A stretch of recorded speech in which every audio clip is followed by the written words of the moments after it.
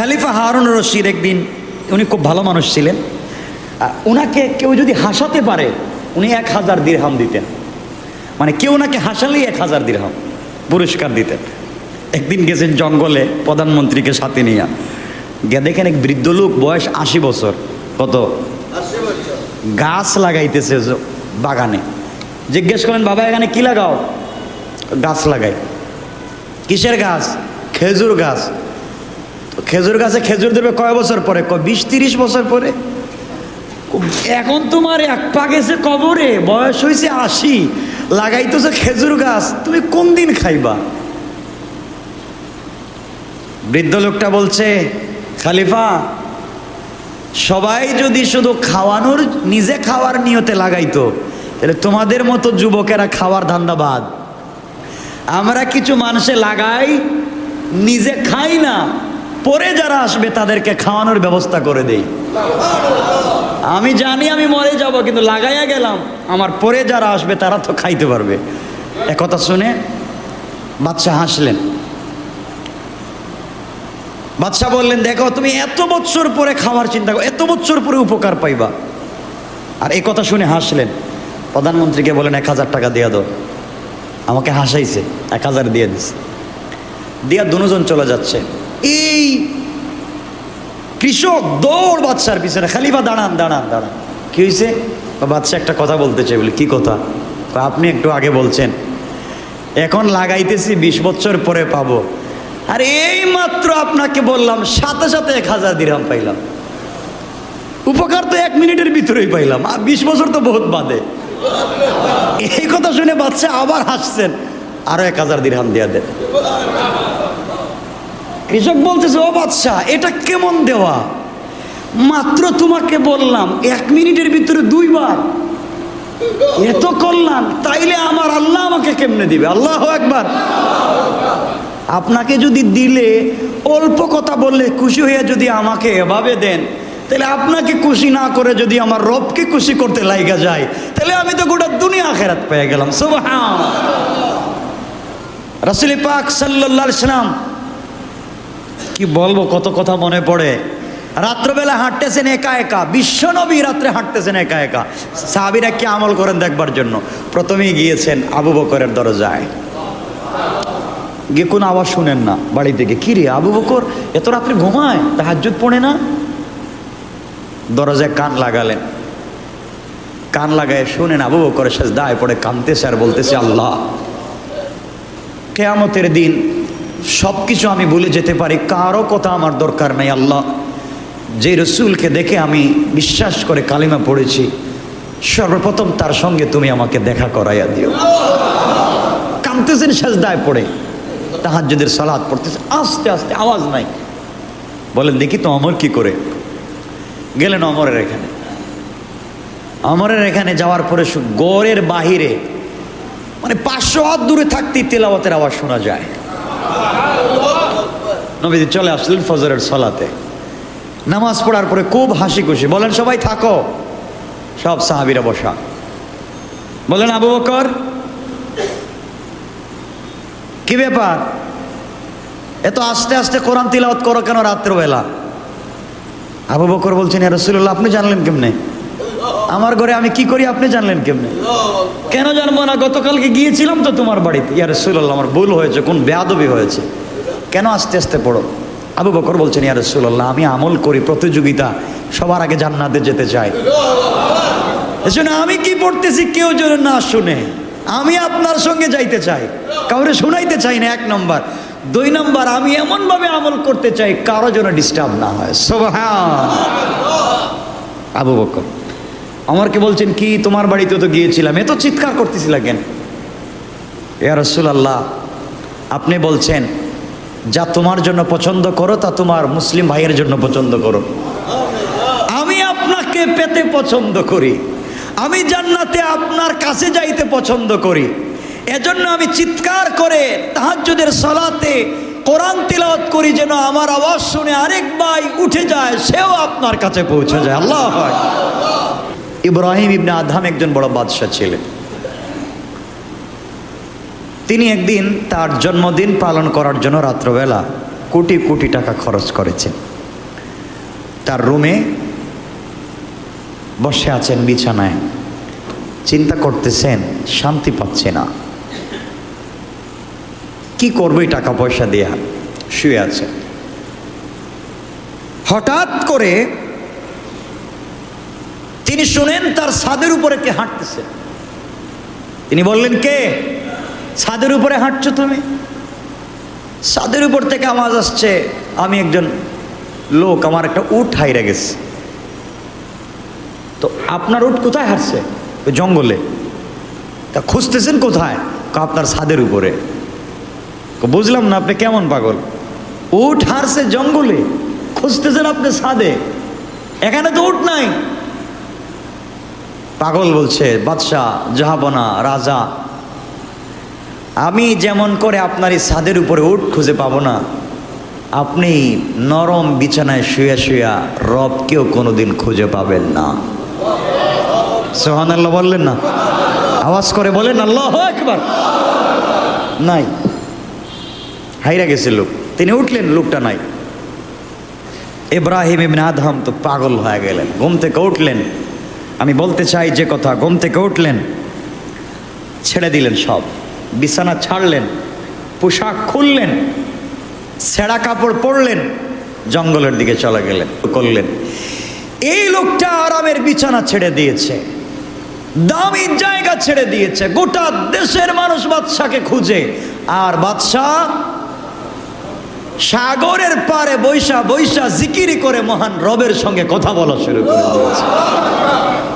খুঁজতে খুঁজতে পাবলিক গিয়েছে, দেখে উস্কো খুস্কো চুল, বসে আছে বাদশাহ। জিজ্ঞেস করে, আপনি এখানে কেন? আমি তো আসল বাদশাহী পেয়ে গিয়েছি।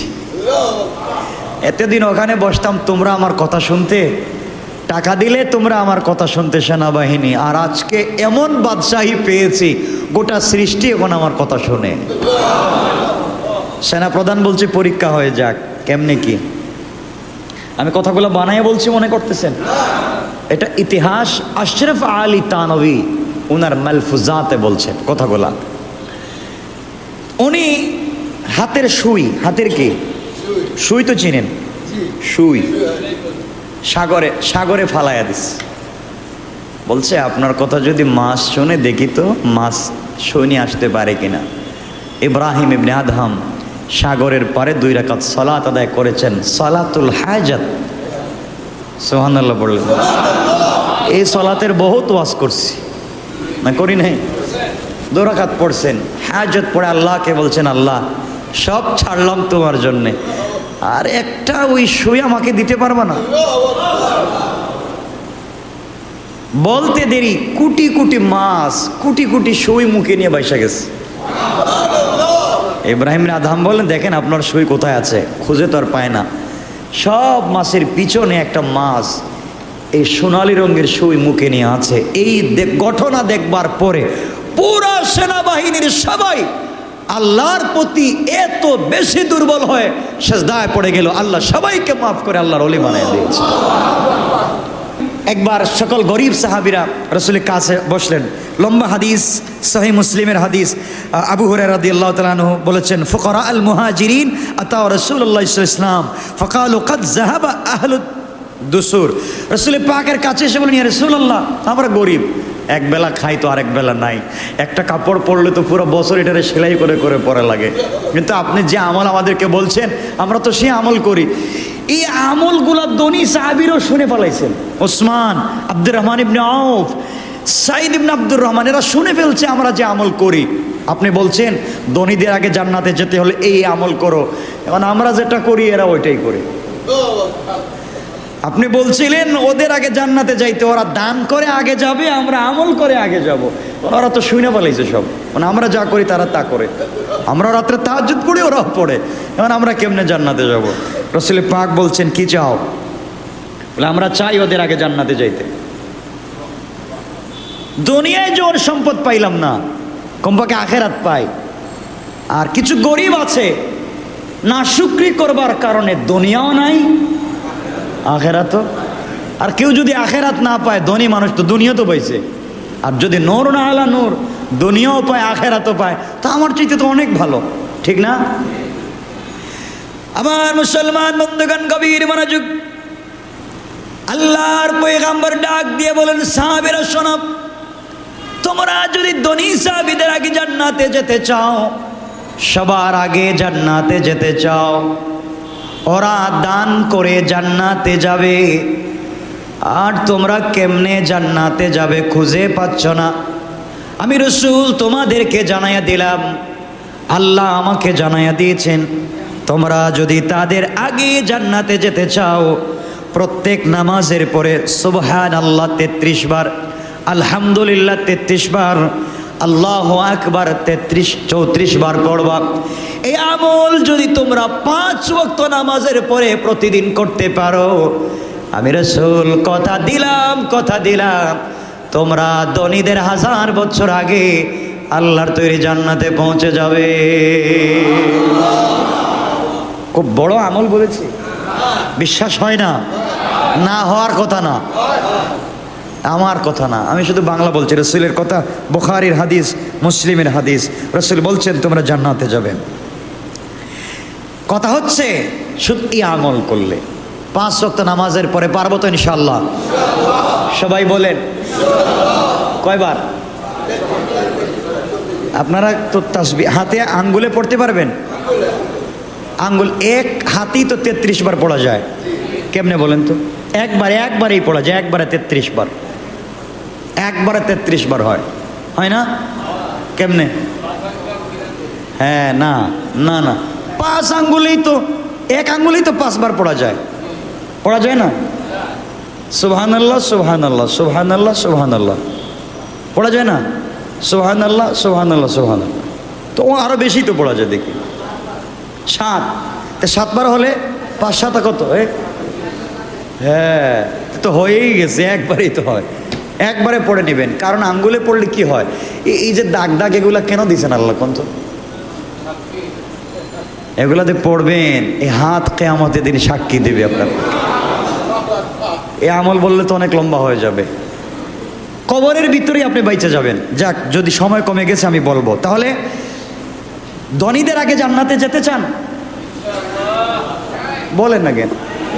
তাহলে কি আমল করা লাগবে? এখানে সব গরিব, তাহলে ধনীরাও তো শুনে বলাইছে, এরাও তো আমল করবে। এখন তো সমান, কেমনে আগাবেন? আরো কিছু বলবো? বলেন না?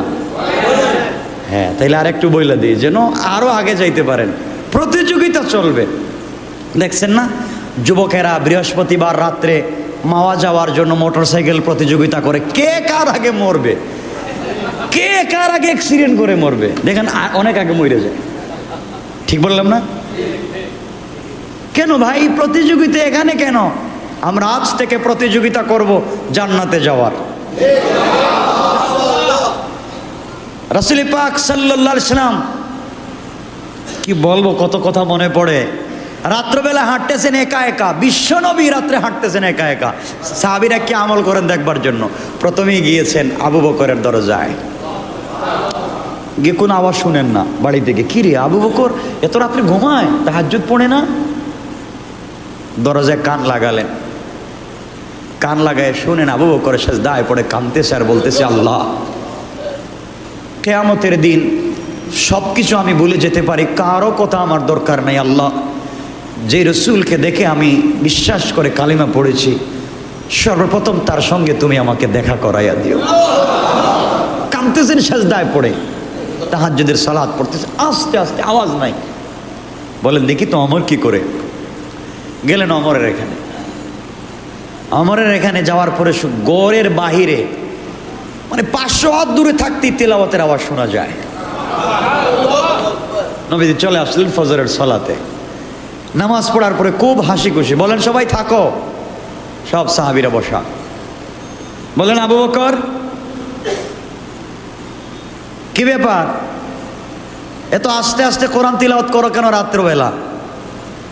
আবু বকর বলছেন, ইয়া রাসূলুল্লাহ, আপনি জানলেন কেমনে?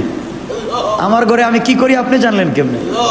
কেন জানবো না, গতকালকে গিয়েছিলাম তো তোমার বাড়িতে। ইয়া রাসূলুল্লাহ, আমার ভুল হয়েছে, কোন বেয়াদবি হয়েছে, কেন আস্তে আস্তে পড়ো? আবু বকর বলছেন, ইয়া রাসূলুল্লাহ, আমি আমল করি, প্রতিযোগিতা, সবার আগে জান্নাতে যেতে চাই।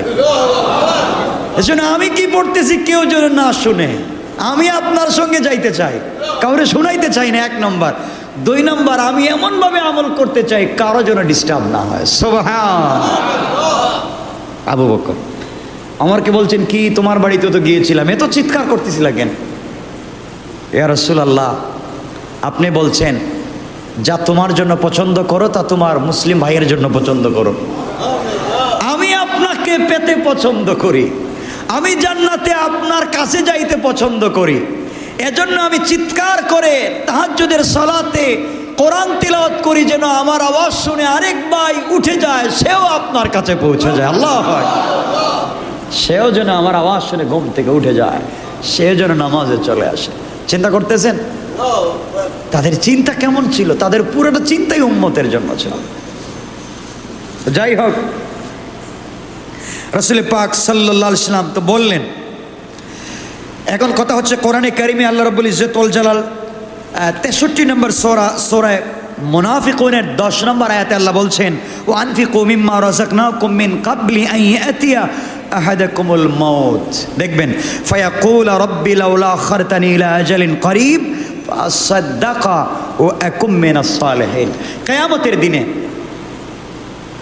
আল্লাহ বলছেন, তোমরা আমি যা দিয়েছি তা থেকে দান করো। আল্লাহ বলছেন, ও আনফিকু, দান করো, মিম্মা রাযাকনাকুম, তোমাদেরকে যা দিয়েছি দান করো। যা দিয়েছেন, যা দিয়েছেন। আপনাকে তো একটা রিক্সা দিয়েছেন, না দেন নাই? রাস্তায় বসে ফল বিক্রি করার সুযোগ দিয়েছেন, না দেন নাই? আরেকজনকে বাদাম বিক্রি করার তো সুযোগ দিয়েছেন, না দেন নাই? আরেকজনকে দোকানে বসবার সুযোগ দিয়েছেন, না দেন নাই? দিয়েছেন। আল্লাহ বলছেন, ওয়ানফিকু, যা দিয়েছি তোমাকে, মিম্মা রাযাকনাকুম, তোমাকে রিজিক দিয়েছি, তো মিন ক্বাবলি আইয়াতিয়া আহাদাকুমুল মাউত, মউত আসার আগে আগে তার থেকে দান করো। যদি না দেও, ফায়াকুল রাব্বি লাউলা আখারতানি ইলা আজালিন করিব, আমার কাছে যখন আসবার বিপদে পড়বা তখন আমাকে বলবা, আল্লাহ একটু সময় দাও, আবার যাই আবার আসি। এই সুযোগ নাই, এই সুযোগ নাই। এখানে আপনাদেরকে আমি কয়েকটা কথা বলি, আলোচনা আমরা সংক্ষেপ করব। কারণ নির্ধারিত সময় চলে আসলে সে আর বাঁচবে না। আল্লাহ বলছেন কোরআনে কারিমে ওই সূরা অন্য জায়গায়, ওয়ালা ইউআখিরুল্লাহু নাফসান ইযা জাআ আজালুহা ওয়াল্লাহু খাবীরুম বিমা তা'মালুন। আল্লাহ বলছেন, আর যখন কারো নির্ধারিত সময় চলে আসে তখন আল্লাহ তাকে কিছুতেই অবকাশ দিবেন না। এখন আমি আপনাদেরকে বলতে চাই, আচ্ছা বলেন তো, আমাদেরকে আল্লাহ যে নির্ধারিত টাইমে মৌত দিবেন, এর আগে মৌত হবে না? বলেন, মৌত হবে? কোনোভাবে হবে? তাহলে বিশ্বাস আছে যতক্ষণ পর্যন্ত না মৌতের টাইম না আসবে ততক্ষণ মরব না। বলেন না? মৌত কার হাতে? তাহলে এখনো তো সুযোগ আছে, না আছে না? আজকের থেকে আমরা তাহাজ্জুদ ছাড়বো না। না বলেন ইনশাআল্লাহ? বলেন, দিল থেকে বলেন, ফ্যামিলির সবাইকে নিয়ে চেষ্টা করবেন। এখনো কত বছর বয়সে আমরা চেষ্টা শুরু করে দিয়েছি। কিছু ভাইকে বলছি, ভাই আসো না, দাঁড়িয়ে রাখো, হুজুর এখন না, পরে।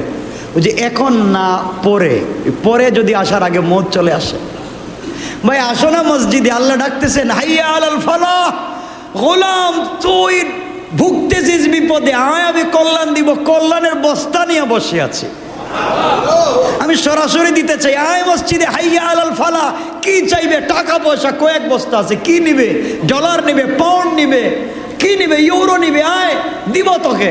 আল্লাহ আমি তো এখন দোকানে ব্যবসা চলতেছে। যা ইলা আজালিন করিব, যা ব্যবসা কর, আমার কাছে আসলে কিন্তু টাইম নাই। আপনি রাত্রবেলা বিপদে পড়েছেন, অথবা দিনে কেউ আপনাকে গালি দিয়েছে, মনে ব্যথা পেয়েছে, না এই লোকটা আমাকে কষ্ট দিল, এই লোকটা আমাকে গালি দিল, এই লোকটা আমাকে ডিস্টার্ব দিল, এ আমাকে জুলুম করেছে, হিংসা করেছে, কত ব্যথা। বিছানায় যখন চলে যাচ্ছেন, বাসায় গিয়েছেন, বউ দেখেছেন, বাচ্চা দেখেছেন, পরিবার দেখেছেন, টাকা গুনেছেন, সব ভুলে গিয়েছেন, বিছানায় চলে যাচ্ছেন। আল্লাহ বলছেন, গোলাম সারাদিন তো কত পেরেশানিতে ছিলে, তোকে নাকি পাবলিক ঠকাইছে, তোকে নাকি পাবলিক গালি দিয়েছে, তোকে নাকি জুলুম করেছে, আয় ঘুমানোর আগে ওযুটা কর, একটা বার সিজদায় পড়ে আমাকে বল সুবহান রাব্বিয়াল আলা। গোলাম কথা দিলাম আমি আল্লাহ তোর জিম্মাদার। আজকে আমি ইস্তেগফার বলবো না, শুধুমাত্র সাইয়্যিদুল ইস্তেগফার তো সবাই পারেন, অনেকে পারেন না। সাইয়্যিদুল ইস্তেগফার, ইস্তেগফারের সাইয়্যিদ। ইস্তেগফারটা করবেন, পড়বেন। যে ইস্তেগফার দিনে পড়বে, এই দিনে যদি মরে যায় তার জিন্দেগির সব গুনাহ মাফ। সুবহানাল্লাহ, আসতে পড়েন। কেউ যদি দিনে পড়ে, রাত্রে পড়ে, রাত্রে মরে যায়, সব গুনাহ মাফ। রাসূল বলছেন ও মরলো আর জান্নাতে আসলো। কেন পড়েন না? কয়জনে সাইয়্যিদুল ইস্তেগফার পারেন একটু দেখবো? মাশাআল্লাহ, অনেক আছেন, আলহামদুলিল্লাহ, আলহামদুলিল্লাহ। আর বাকি আমাদের দরকার নাই, বলেন আছে? সাইয়্যিদুল ইস্তেগফার পড়বেন। আমি আপনাদেরকে শুধু বলে দিব এটা না, আপনারা তো বললেও পারেন না, মনে থাকে না, বলে যান। আমি বলবো। যাক, আমাদের সময় কমে গেছে। আমি বলতে চাইলাম যেটা, আমরা কি বলতে চাইছিলাম মনে আছে? যে ধনীদের আগে জান্নাতে যাওয়া লাগবে। কিছু বলেন না? সবাই ধনী তো, টাকা পয়সা আছে এজন্য, বা আমরা তো আর কি টাকা পয়সা দিয়ে যাই মুগি কোর্টে, এটা কোর্ট সিস্টেম, কাজ হবে না ওখানে, টাকা দিয়ে যাওয়া যাবে না। তো কেমনে জান্নাতে যাওয়া যাবে আমি আপনাদেরকে সহজ করে বলে দেই। আল্লাহ কেমন দিতে চান, আমি কয়েক মিনিট বেশি নিচ্ছি, কষ্ট হচ্ছে না তো আপনাদের? এক খলিফা ছিলেন, মুসলিম খলিফা, যার নাম ছিল খলিফা হারুনুর রশিদ। আল্লাহ বলছেন আনা ইনদা জন্নে আবদি বি, গোলাম যেভাবে আমাকে ধারণা করে আমি সেভাবেই। সুবহানাল্লাহ বলেন। গোলাম যদি ধারণা করে আমি দূরে, আমি দূরে। গোলাম যদি ধারণা করে আমি কাছে, আমি কাছে। গোলাম যদি ধারণা করে দুনিয়ার অন্য কেউ তাকে বাঁচাবে, আমি না, তাইলে দেখি কাকে বাঁচাতে পারে কিনা। আর গোলাম যদি বিশ্বাস করে কেউ পারবে না আমি ছাড়া, কথা দিলাম তার কেউ ক্ষতি করতে পারবে না আমি ছাড়া। আনা ইনদা জন্নে আবদি বি। আল্লাহকে এভাবে ধারণা করেন, পারবো না ইনশাল্লাহ? ইনশাল্লাহ। ধারণাটা একটু বড় করে করেন। গাড়ির চাকার নিচে পড়লেও মরবো না ইনশাল্লাহ, গুলি করলেও মরবেন না ইনশাল্লাহ, ঠিক না? বলতেছিলাম যে কথা, আল্লাহ কেমন, আপনার ধারণার সাথে আল্লাহ কেমন বুঝাইয়া দেয় আজকে। খলিফা হারুন রশিদ একদিন, উনি খুব ভালো মানুষ ছিলেন, ওনাকে কেউ যদি হাসাতে পারে উনি 1000 দিরহাম দিতেন। মানে কেউ ওনাকে হাসালেই 1000 দিরহাম পুরস্কার দিতেন। একদিন গেছেন জঙ্গলে প্রধানমন্ত্রীকে সাথে নিয়ে, গিয়ে দেখেন এক বৃদ্ধ লোক, বয়স 80 বছর, কত 80 বছর, গাছ লাগাইতেছে বাগানে। জিজ্ঞেস করেন বাবা এখানে কি লাগাও? গাছ লাগাই। কিসের গাছ? খেজুর গাছ। তো খেজুর গাছে খেজুর দেবে কয় বছর পরে? 20-30 বছর পরে। এখন তোমার এক পা গেছে কবরে, বয়স হয়েছে 80, লাগাইতেছে খেজুর গাছ, তুমি কোন দিন খাইবা? বৃদ্ধ লোকটা বলছে খলিফা, সবাই যদি শুধু খাওয়ানোর, নিজে খাওয়ার নিয়তে লাগাইতো তাহলে তোমাদের মতো যুবকেরা খাওয়ার ধান্দাবাদ। আমরা কিছু মানুষে লাগাই, নিজে খাই না, পরে যারা আসবে তাদেরকে খাওয়ানোর ব্যবস্থা করে দেই।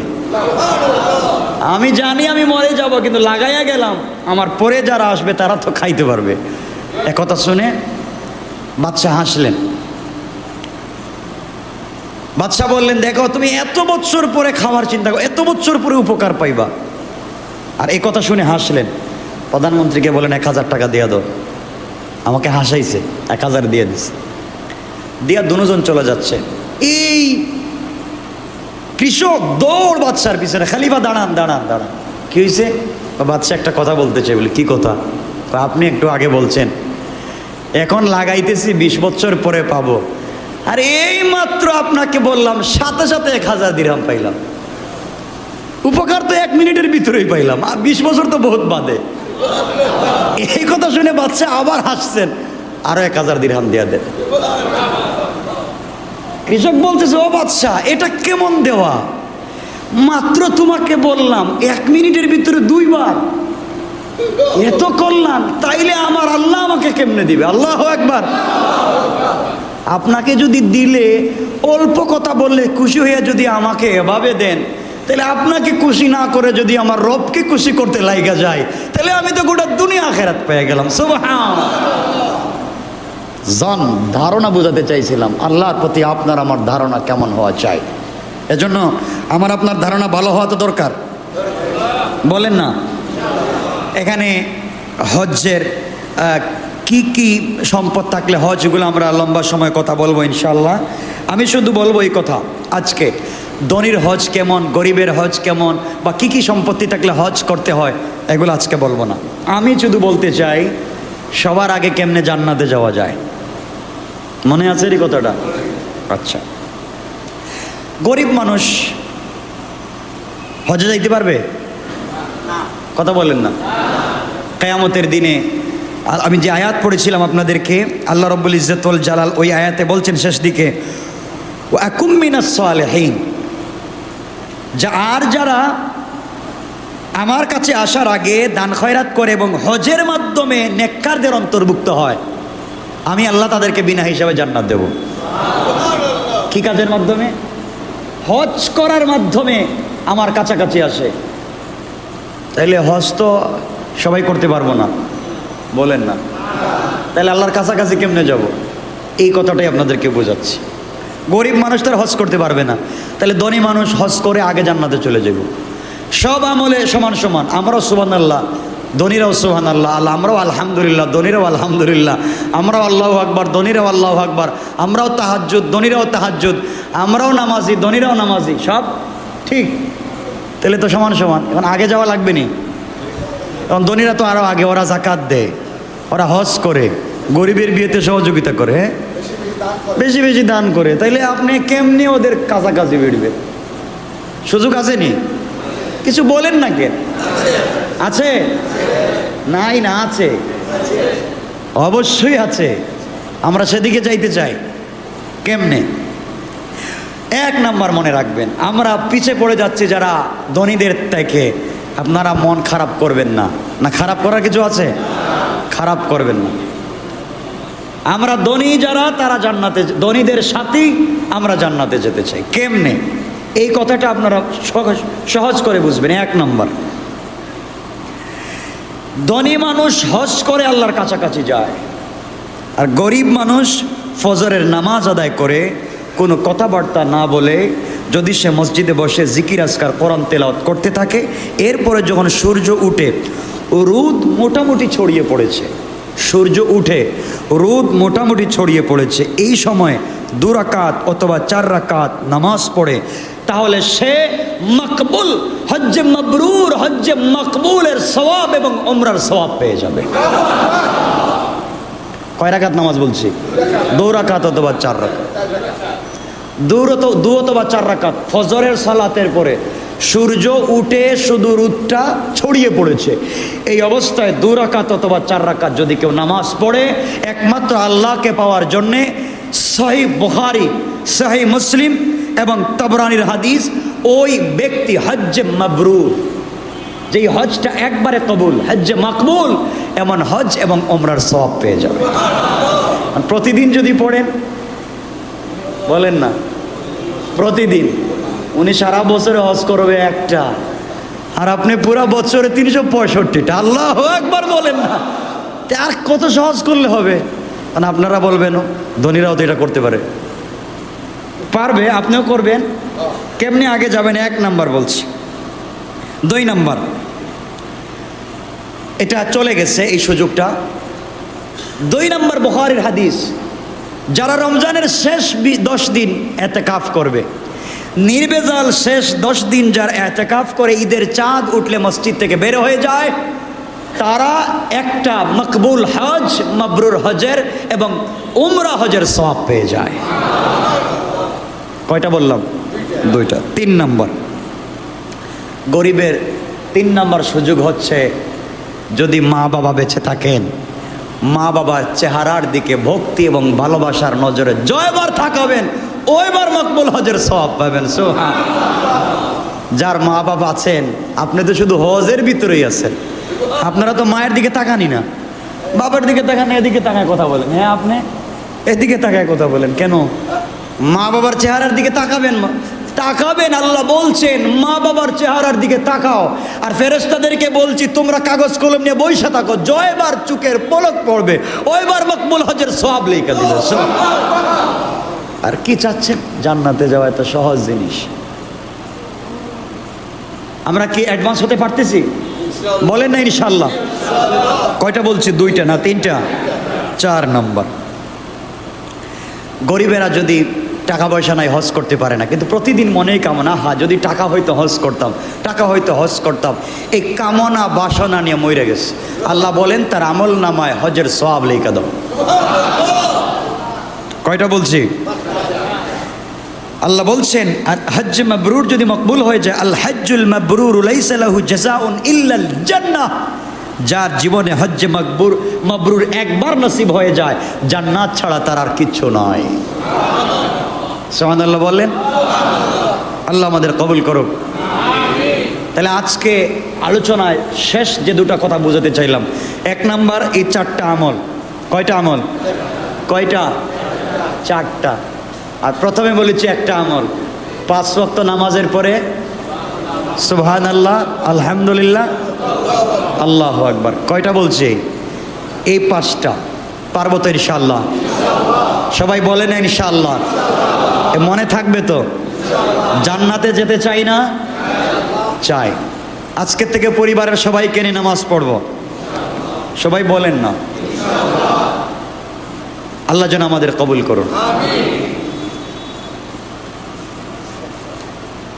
ইস্তেগফার আপনাদেরকে বইলা দিলে মুখস্থ রাখতে পারবেন নাকি লেখা দেওয়া লাগবে? এটা কোন? এই তো লেখা দিলে বাবা। আমি 4টা আমল 5টা আমল বলছি, এতটুকুন থাকুক। সাইয়্যিদুল ইস্তেগফার বলছি শুধু মুখে দিয়া, ফজিলত বলি নাই। ফজিলত বললে তো কালকের থেকে শুরু করে দিবেন, আবার পরে কবেন নামাজের দরকার নাই, সাইয়্যিদুল ইস্তেগফার প্রতিদিন পড়বো। ঠিক আছে না? সাইয়্যিদুল ইস্তেগফার, রাসূল বলছেন যার জবানে সাইয়্যিদুল ইস্তেগফার থাকবে, আহা সময় আমাদের নাই। কবরে যখন তাকে শোয়া রাখা হবে, তখন প্রথমে আযাব দেওয়ার জন্য ফেরেশতারা আসবে পায়ের দিকে, পায়ের দিকে আসবে আযাব দেওয়ার জন্য। সাইয়্যিদুল ইস্তেগফার দাঁড়াইয়া যাবে, থামেন, এই লোকটাকে আযাব দিবেন না। এই লোকটা মসজিদে বসে বসে পায়ে হেঁটে সাইয়্যিদুল ইস্তেগফার করেছে, রাসূলের উপর দরুদ পড়েছে। ইস্তেগফার যদি সত্য হয়, দরুদ যদি সত্য হয়, তাকে কখনো আযাব দেওয়া যাবে না। দাঁড়ায় যাবে। এরপরে আসবে মাথার দিকে আযাব দেওয়ার জন্য, ইস্তেগফার দাঁড়িয়ে যাবে, বলবেন আযাব দিতে পারবেন না। ডান দিকে যাবে, আযাব দিতে পারবেন না। বাম দিকে যাবে, আযাব দিতে পারবেন না। আল্লাহ বলবেন ফেরেশতারা ওই লোকটারে জিগাও, এই যে ঘুরতেছে এটা কি? একবার হাতে যায়, একবার পায়ে যায়, মাথায় যায়, ডাইনে যায়, বামে যায়, কি জিনিস? তোমরা আযাব দিতে পারো না? আল্লাহ বুঝি না তো। এ লাঠি মুগুর গদার কাছে নিলেই তো কাজ করে না, কি জিনিস? ও দাঁড়ায় থাকে। আল্লাহ বলছেন ওরে জিজ্ঞাসা করো, কথা বলুক। আল্লাহ জবান খুলে দিবেন। সাইয়্যিদুল ইস্তেগফার একটা আকার ধারণ করবে, জবান খুলে দিবেন। জবান খোলার পরে সাইয়্যিদুল ইস্তেগফার বলবে, আল্লাহ আপনি আমারে চিনেন না? না, আপনি আযাব দিতে চান এই গোলামকে? আমি তো সাইয়্যিদুল ইস্তেগফার। এই গোলামটা সারা জীবন আমাকে ফলো করেছে, আর কবরে আমি তাকে ফলো করতেছি। আল্লাহ বলছেন ফেরেশতারা যাও, প্রশ্ন টশ্নর দরকার নাই, বলে থাকুক তোমাদের। আর এই গোলামের সঙ্গে জান্নাতের একটা কানেকশন তৈরি করে দাও। সুবহানাল্লাহ বলবো ইনশাআল্লাহ। মনে থাকবে তো ইনশাআল্লাহ? আল্লাহ আমাদের সবাইকে কবুল করুক। আল্লাহুম্মা সাল্লি আলা মুহাম্মাদ ওয়া আলা আলি মুহাম্মাদ। অনেকে দোয়া চেয়েছেন। আমাদের এক ভাই অসুখ, ইন্তেকাল। ওয়া ফিল আখিরাতি হাসানা ওয়া কিনা আযাবান নার ওয়া আদখিলনাল জান্নাতা মাআল মুত্তাকিনা ওয়াল আবরার। আল্লাহুম্মা ইগফির লানা ওয়া লিওয়ালিদাইনা রাব্বিরহামহুমা কামা রাব্বায়ানি সাগীরা রাব্বিরহামহুমা কামা রাব্বায়ানি সাগীরা। আমনি জুমার সালাত সামনে নিয়ে আল্লাহ তাআলা তোমার গোলামদেরকে নিয়ে হাত উঠাইল। হাজার হাজার গোলাম তাহাজ্জুদ ওয়ালা, ইস্তেগফার ওয়ালা। মুনিব পবিত্র দুটা হাত নিয়ে তুমি মুনিবের দরবারে হাত উঠাইয়া ধরেছে। আল্লাহ তুমি জানো এই মজলিসের সব থেকে বড় গুনাহগার আমি। আয় আল্লাহ, মুনিব অপরাধ করেছি, তোমার জমিনে থাক